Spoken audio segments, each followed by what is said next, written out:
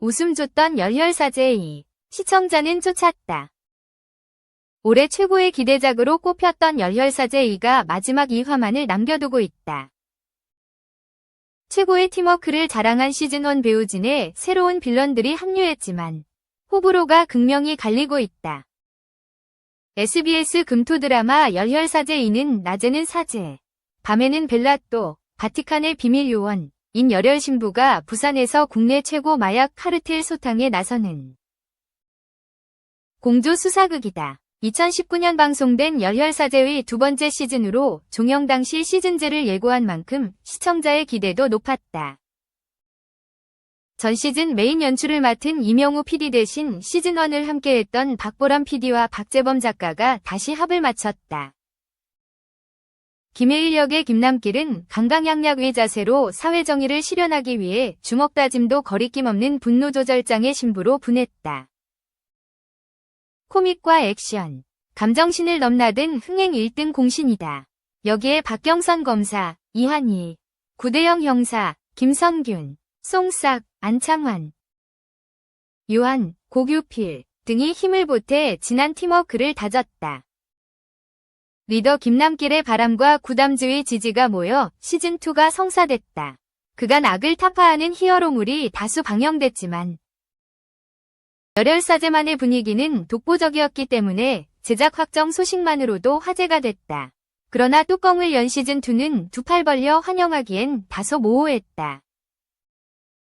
배우들의 연기력에 구멍이 있는 것도, 새 빌런들의 카리스마가 부족한 것도 아니었다. 끈끈한 팀워크에서 발현되는 호흡은 화면 밖 시청자들도 느낄 수 있었다. 이를 아우르는 연기력 또한 의심의 여지가 없었다. 특히 새롭게 합류한 남도환 역의 서현우, 김홍식 역의 성주는 극의 긴장을 불어넣기 충분했다. 배경지가 된 본토 부산 사투리를 현란하게 소화하는 서현우는 어딘가 있을 법한 부패검사의 모습을 기막히게 소화했고, 마약 카르텔의 수장이 된 성주는 새로운 빌런 캐릭터를 써내려갔다. 형사 구자영 역의 비비도 구담지에 녹아들어 자신의 몫을 해냈다. 문제는 코믹이었다. 김혜일과 구담지의 존재 자체가 판타지지만 시청자는 그럼에도 불구하고 드라마의 개연성을 기대할 수밖에 없다.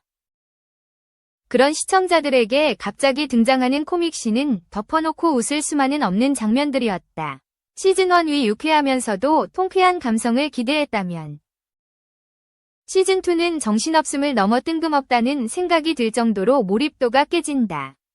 극 초반 작품의 분위기 전달을 위해 코믹씬이 집중된 것이 아닐까 내심 기대도 해봤지만 후반부도 마찬가지.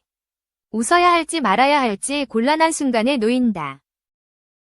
구대영은 푸바오 흉내를 낸 덕에 부산에 합류할 수 있었다. 김혜일과 구자영은 조커 할리퀸으로 변신해 마약 카르텔 소탕에 나선다. 김혜일은 뭐든 들어주는 램프의 요정진이 분장도 소화했다. 뮤지컬 극단 모집에 지원해 부산에 온 수녀 김인경, 백지원, 과신부 한성규, 전성우.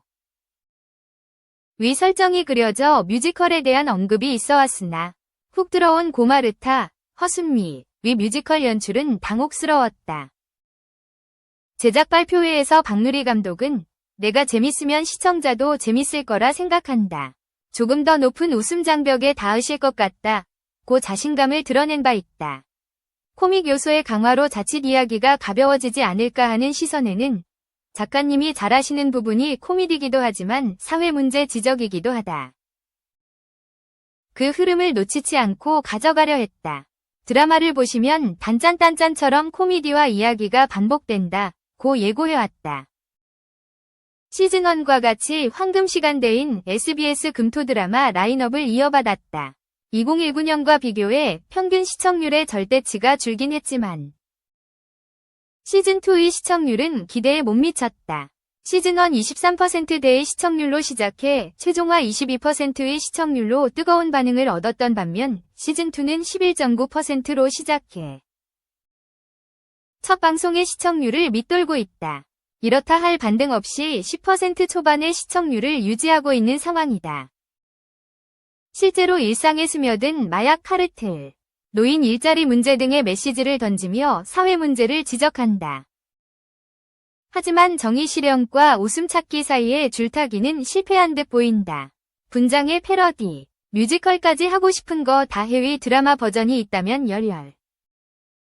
사제 2가 아닐까. 웃음 돋기에 나선 제작진의 단짠단짠 놀이가 시청자도 쫓아낸 셈이다.